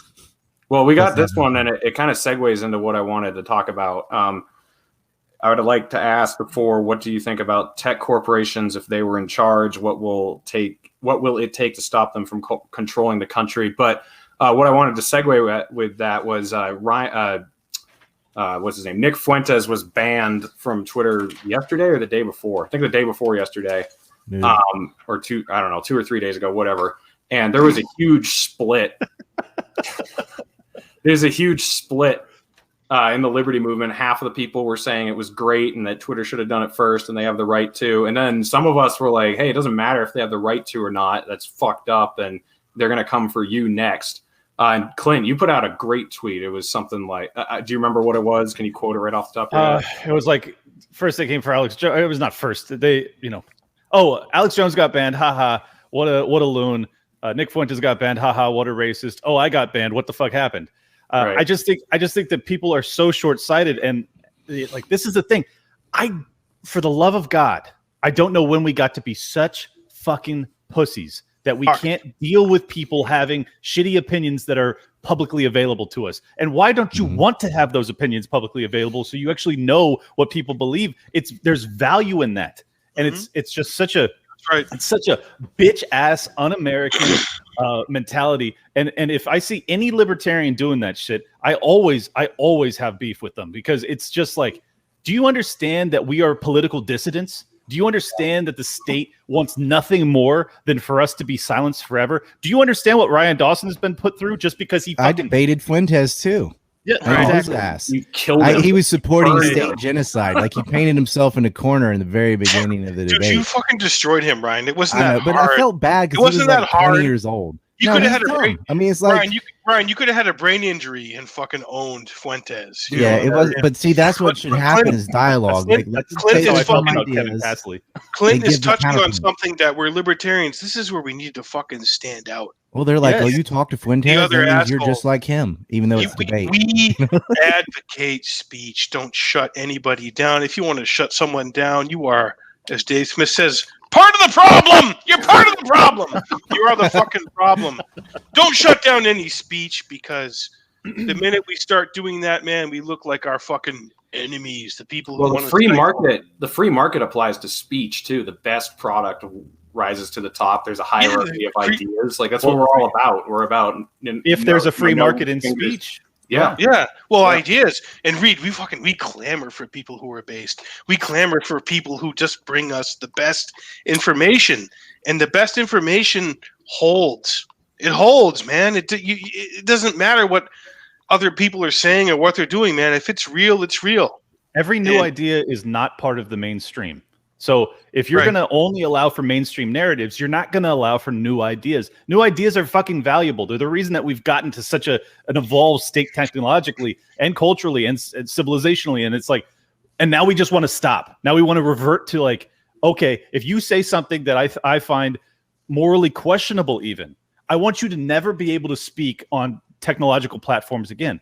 Fuck your cowardly bullshit perspective. I have no respect for people like that. And that applies to a libertarian. It applies to anybody that feels that way. And if you see a leftist that gets banned, you should be upset about that too. Stick up for him. Yeah, it's like stick up for the speech that you hate. Stood up for a Zionist, like there Laura you go. Loomer. That's So how based we he is, would Reed. agree on Stick up for nothing. Zionists. If she said the sky is blue, I'd go check to make sure it didn't change. But she should not have been banned from Twitter. But she needed to be banned from Twitter because I and others were owning her so bad on there that the best thing for her was to do something to get banned because she was running her mouth. Nobody knows her better than George Galloway on Syria. It was just that. Look up George Galloway, Laura Loomer. It is hilarious. It's almost as funny as Prince Andrew trying to talk his way out of the Epstein thing. Laura Loomer is almost as bad as gonorrhea. Almost. Hey, Eric, do the Dawson cactus quote in Trump's voice. We got a request from the audience. Look, so Ryan Dawson, who's a great guy, he's a smart guy, he's sharp. He says, you know what we should tell the Likud and the far right in Israel? Go fuck yourself with a cactus. Okay? Take the cactus, no lube. Put it right up your ass. Go fuck yourself. like lube would help with a cactus. It might help, Reed. It might help, but you're gonna have probably blood not. for lube anyway. Go fuck yourself with a cactus, Benjamin Netanyahu. You fucking cunt. I don't know. Lindsey Graham could probably get a whole one up there. Look. Now, You asked about Ryan, we could technological society going amok. We could do this. Ryan. It's going to take boots. Look, I'm Lindsey Graham. I'm going to appropriate tens of millions of dollars for them boys on the Eastern Mediterranean. I'm going to go on that aircraft carrier. I'm going to put sunscreen on them. It's going to take boots on the ground. I wish we had another way, but we don't. He's in a deep, dark closet. There's a video of me and Lindsey Graham together. I'll send it to you guys. I don't think you've seen it. If and when he ever comes out, everyone in South Carolina is gonna be like, we know Lindsey. Yeah, everybody knows. Charlie Sheen's like, so what? Winning. He was the bottom to McCain, right? Or there's no way he was topping McCain, was he? Look, No, Clint. Let me tell you, Clint. When John both on the bottom for Al Qaeda. Ryan, excuse me. When John McCain died, the flag was folded and put up my ass at the funeral. John McCain's flag was folded and put up my ass with no. This is why you got to see Jackman's live 90 minutes of comedy. Dude, what we did Friday night here in New Hampshire was fucking based. It was something you're not going to hear I anywhere wonder else. if you and Dave Smith or you guys in Tripoli could like share a stage. Yes, that's what needs to happen because I don't know the politics of comedians or whatever, but well, Eric, you need more advertisement. People in the liberty movement don't know you enough. Like you got to get on the shows. And when they discover the Jackman brothers, they're fucking simply delighted. You know, they're delighted because we just facts are given to us, and Ryan gets this. You guys get this. Facts are given to you, and then you just fucking put it out there as reality and what you can do. But my brother and I have this weird gift where we can impersonate people and connect it to pop culture and whatever, and we mesmerize. My brother and I, for 90 minutes Friday night, mesmerized a crowd of 40 people, and it was amazing. So I want to. I'll send it to all you, Clint. I'll send it to you, all you guys. I want to review what we did, our special, and then give you a review, and we'll go on your shows and we'll talk about it. Because that's what's missing from the Liberty movement. Fucking sense of humor. Oh, dude, let's stop. Let's fucking stop taking ourselves. We don't take ourselves so seriously. Like, look, we know we're winning on the ideas. We got to present it in a way that's like consumable and fun and digestible, and we know how to have fun. We know what we're doing. You know, Democrats and Republicans fucking suck. Fuck them. We know we're going to beat them, but we have to be more fun than they are. So that's where I feel the Jack. Telling the truth is funny to some people because they're so not used to hearing it. That's right, Ryan. They call me like this Bill Murray sense of humor because I'll just deadpan say things you're not supposed to say, and people are laughing and like holding themselves, and I'm just being serious. Right. I'm not trying to be funny. They're just like, oh God, he said that. Right. They're so used to being lied to that just hearing normal things like there are two genders, like common sense things that shouldn't be funny. See, it made me laugh. Become funny because they're so used to not being allowed to say it. Right. And they're like, this guy don't give a fuck. Women shouldn't. I do give a fuck. That's why men. I'm saying this stuff. I don't want to live in fucking Alice in Wonderland. I'd rather actually live in Alice in Wonderland. That's a bad example. That'd be pretty cool, but you know what I mean. Infowars.com. No, I agree. I think that's a. I mean, it's a major challenge for libertarians because we are so much of us, so many of us are on the spectrum, and we're facts and we're logic and we lack emotion, and then it's just like to get any sort of comedic flair that's paired with that kind of knowledge is very rare. I think that's why Dave has succeeded as much as he has, is that he's able to package these ideas in a way that can make people laugh. And if you're able to make people laugh, you can disarm them. You can get them to actually consider some things that they otherwise would not. Like, whereas if you come at them very aggressively and there's no humor in it, people will just, they'll put up earmuffs and disregard. So it's why 4chan's so successful. They'll say the most outrageous, disagreeable thing, but in a very funny way, and you're just like, I don't agree with this, but this is funny, Yeah. That's why I like the alt-right guys, because they're fucking hilarious. I sometimes feel like we should get rid of Twitter. I mean, it sucks because it's such a good medium to reach. Hey, two countries did, but it's so toxic. Like, it just makes us all look there are people who hate me and who hate Clint. Probably not Eric, because Eric's pretty chill on Twitter, and Ryan. Infowars.com. But they definitely hate the two of us, and if they watched a video of us, they'd probably love us. And Twitter just brings out like all the worst parts because it's. Well, Reed, you were talking about like in real life people who met you at Porkfest and apologized to you and said, "I'm sorry, I'm so fucking mean to you on Twitter." When I think about people on Twitter and how the shit they say, how they respond, how they react, how they create drama, I'm like, you're fucking retarded. Yeah. Like this is stupid. This is basic like human interaction 101. And most people wouldn't say that shit to your face. The only one who I think would say it to your face is Pete. Like, he's the only guy on Twitter that I think would say it in real life to your face. Otherwise, like, everyone's on there, I pretty much say the same things as I would anyway. Well, yeah, you're not on Twitter, right? Dawson might in Japan. He's out there, dude. He's an island out there in Japan. I honestly don't want to ever meet Nick Sarwark because I will say what I've said to him online to his face, and like if it gets violent, then it gets violent, and I don't want it to. I don't want it to. Lock it down, Clint. Lock it down. Yeah, Black Lives Matter Osaka. They're saying all this shit on Twitter. How they're gonna beat me up, kill me, all this crap. So I go to the rally wearing Confederate everything and a MAGA hat. No one said shit. Like, yeah, this is real life. There's no keyboard. Did you just realize that? Like, you're there because it's the silly revolution. Like, what are you going to say now? Wait, Ryan, you showed up to you're going to say, wait till I walk away and talk behind my back. You showed up to a thing in Japan that was like a BLM. There were thousands of people at this Black Lives Matter thing. What were you wearing? What were you wearing? I had the H.K. Edgerton Confederate flag with the black Confederates on the front. Reed. Because H.K. Edgerton was the... What kind of hat were you wearing, though, Ryan? NAACP in Fayetteville in North Carolina. He's black. You had a MAGA hat on? I had a MAGA hat, and I don't even like Trump. I just knew it was going to trigger him. Reed, could you imagine? I have a YouTube video of that. I posted it on Twitter. Why did they have a Black Lives... They banned my Twitter account. Why did they have a Black Lives Matter rally? Yeah, I know. That's what I'm like. What the fuck are you talking about? We don't have police abuse on blacks in Japan. You have black people in Japan? Leftists just love to fucking cry about everything. Some Kurdish guy in Tokyo, not even in Osaka, got arrested, and he's like being a baby and like locking his legs and leaning backward, and the cops had to like drag him away. They're like, you're getting arrested because you broke the law and you're resisting arrest. And they didn't beat the shit out of him or choke him or kneel on him or nothing. They just like having a hard time bring this guy because he was like locking his legs and putting, trying to lay down, and he wasn't walking. That's all that happened. And they're like, oh my God, police abuse. They beat up a Kurdish guy. I saw the film. He's like, my arm. It's like you're in handcuffs, and your arm wouldn't hurt if you would just stand up and walk to your cell. So it was guys, stupid as fuck.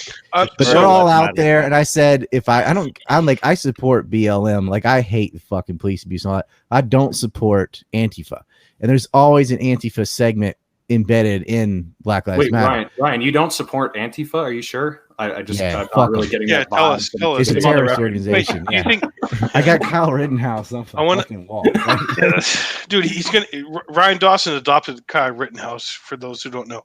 Anyway, none of them had shit to say in real life, and it's like 1,000 to 1. I'm by myself. They're in their big crowd. I'm like, what are you gonna do? You're gonna do nothing.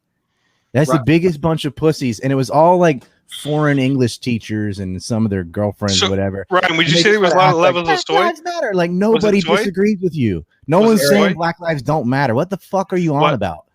Eric, I sent you that tweet the Mises Caucus put out that Kyle Rittenhouse did nothing wrong. I don't know if you saw that. That'll get you banned on Twitter if you say Rittenhouse did nothing wrong. Was that today? Mises Caucus said that like 3 days ago in a reply to something I said, because we were getting into this big gun thing.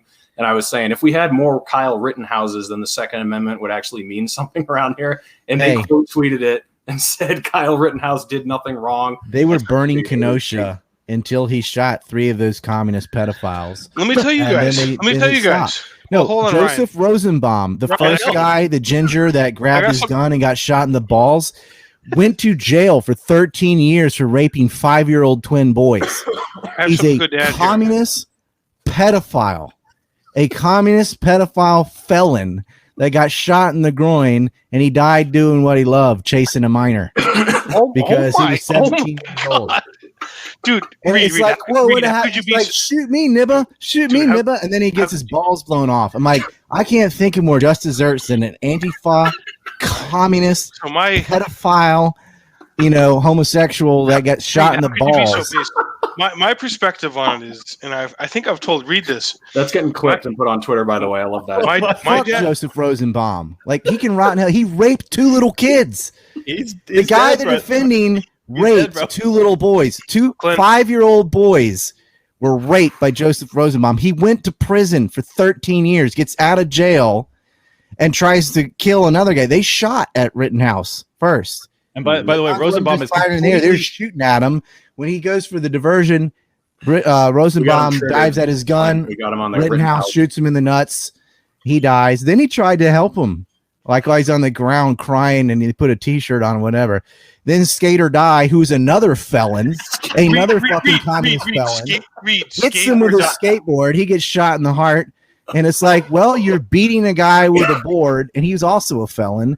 Then a third felon, and he was like choking women and stuff. That's what he went to jail for. Then the third guy, who's made a true lefty because he has no right arm, got shot while he's holding a gun. Oh, this is right. He's got a fucking gun illegally because he got convicted for breaking and entering, and he's on probation and not supposed to have a firearm. He's pointing a gun at a guy who's down already, sitting down. So he got his arm blown off. He got disarmed, you could say. So fuck him. And Kyle could have shot him in the fucking head if he wanted to. He shot him in the arm that was holding the gun. I mean, that dude, you want a statue of somebody Fuck George Fentanyl pulling guns on pregnant women and dying of goddamn methamphetamine. Love this. Put a big statue of Kyle Rittenhouse sitting down holding the gun, just says tread on them. So where I'm coming from, my dad was a car salesman. He owned car lots. My dad had car lots. And this is what I say to people, I'm not a fucking big gun guy. I don't want to cuck any gun rights. And I'm like, you know what? My father paid the bills and fed our family of 5 for 20 years. He owned a car lot and he sold cars. My dad was a car salesman. If there was a threat of riots and looting and burning of his car lot, and someone showed up with a fucking AR or a game changer, whatever the piece was, and they said, "We'll be here all night," I'll give him fucking, I'll pay him to be there to protect the car lot, and that's what's lost on the whole thing because the cops weren't there. Eric, they let them burn how that many beers deep are you right now, Eric? I just want Carl, they had a dumpster on fire that they were pushing toward a gas station. They were going to blow up a fucking gas station. This is the only another guy put out the fire, so they were incensed. Like, why won't you let us blow up a gas station? We're anarcho-communists. Yeah. And they chased him, and then they got shot and died. And now they cry about it and call him a white supremacist. They're like, no, fucker. You are a bunch of communist felons committing arson, assault, and sometimes murder, and you got your comeuppance. There should be more Kyle Rittenhouses. Like, I'm surprised someone hadn't just the whole lot of them. Like, you cannot just go around setting property on fire and stealing shit like a bunch of monkeys.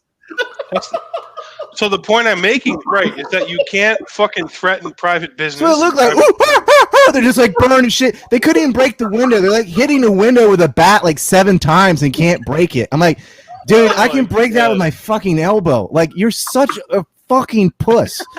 And they're like, God, they're useless. Useless. Oh my God. Antifa is useless. And they're like, their only weapon is to go online and get someone banned on something. And we'll tell on you. It's like, Mom, they're going to go tell on somebody. He hurt my feelings online. Even though I have like 10 pages of shit talking. And then he called me a pudwhack, so I can't handle that. I'm going to get him canceled. But in real life, these people, you just look at them, they're all decrepit and fucked up looking, like they are a loser's loser, like lower than dog shit. Because they are a negative impact on society. They live on the dole or off their parents or whatever, and they're like shooting fireworks at the courthouse. I'm like, you are lucky you are in some shit lib city, because if you tried that crap in Alabama or something, you're going to jail. And you're going to be everybody's bitch when you're in jail. Because you're a bitch. You're a natural bitch. When you're a natural bitch, of course you gravitate to communism, whatever. Because anything, even the fucking bottom rung, is a level up for you.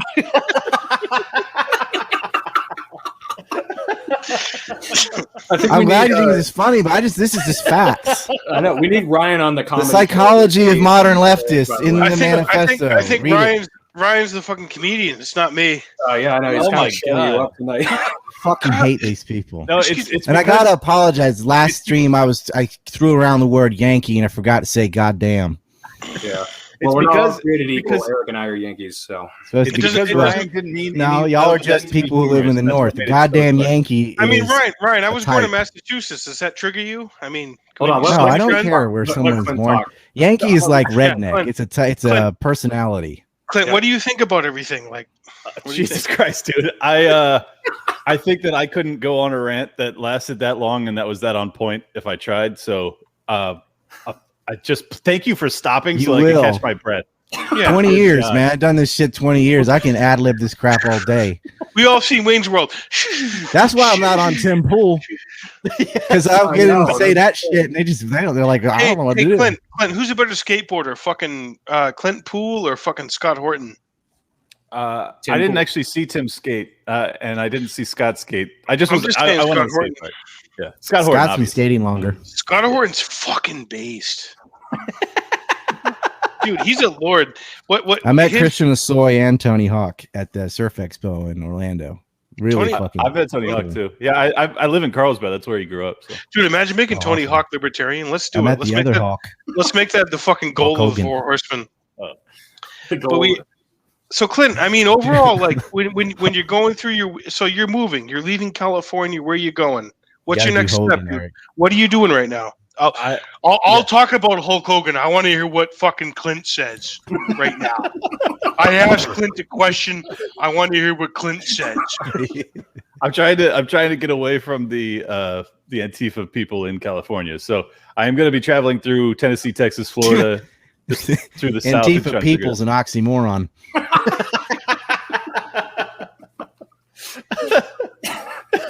They deserve ridicule. They're protected. I'm like, shit, I'm banning everything anyway. What's your strategy? I've heard you talk about like a studio, like you're in Florida. Yeah. When it happens, I want to fucking come to the studio. I want to fucking eat gator bites. I want to fucking smoke crack with DeSantis. I want to come to Florida. Tell me about it, Clint. Sell it to me. Sell Florida to me right now, Clint. I've heard that the almost governor was a big crackhead or meth addict and a homosexual. So I feel like we'll be right at home. So that's what that's what obviously made Florida appealing to me. Is I'm big time into gay hooker hotel sex with methamphetamine.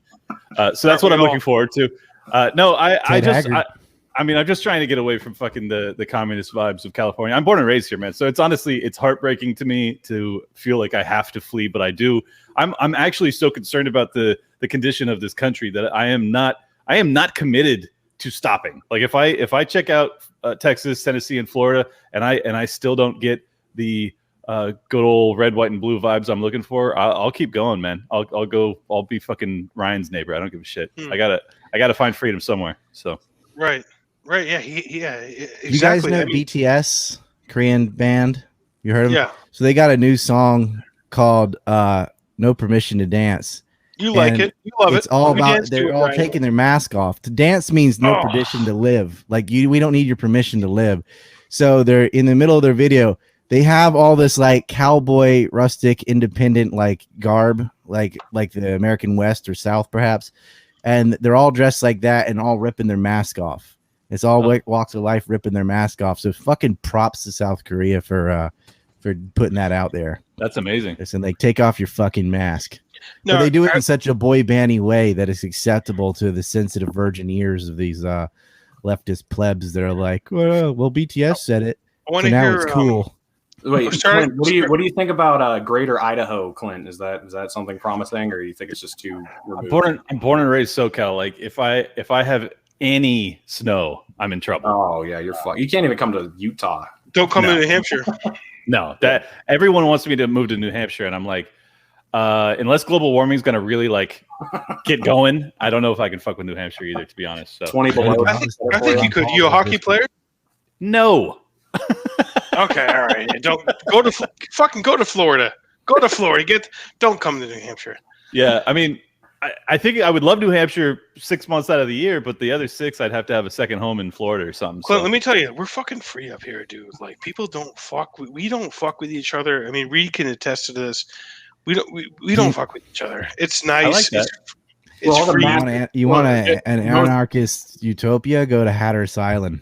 Ooh, where I'm from. Where's that at? North Carolina. Yeah, exactly. It's part of North Carolina, sort of. But he's the son of Dixie. He's the son of Southern nobility. Ryan, why don't we just go start our own country on Ocracoke Island? You could, dude. Ocracoke would love it. They love it. This is awesome. This place, you been there? It's awesome. Oh yeah, I used to go there once a year. Yeah. I might buy an island. Yeah. Seriously. I'm from the island. Don't buy Epstein's. Don't buy Epstein's Island. Infowars.com.